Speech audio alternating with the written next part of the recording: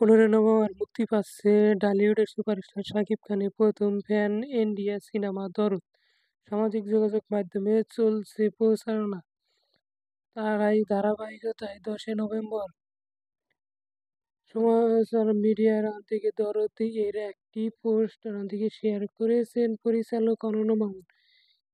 এরপর উঠেছে নকলের অভিযোগ। নেটিজেনদের দাবি নকল পোস্টার দিয়ে 'দরদ' এর প্রচারণা চালানো হচ্ছে। নেটিজেনদের মতে 'দরদ' এর সবশেষ প্রকাশিত পোস্টারটি শ্যামল থ্রিলার সিনেমা। বিষয়টি নিয়ে সংবাদ মাধ্যমে মুখ খুললেন মামুন। সেখানে তিনিও বলেন, পোস্টারটি অফিসিয়াল না। Format official. কমপক্ষে 5টি পোস্টার প্রকাশ করা হয়েছে 'দরদের'।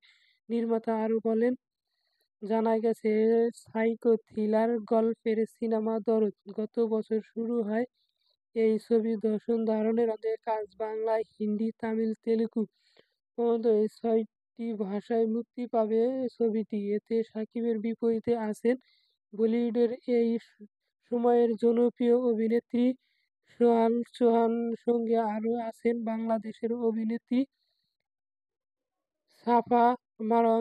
শাকিবের সোনাল ছাড়াও এই সিনেমায় বিভিন্ন চরিত্রে আরও অভিনয় করেছেন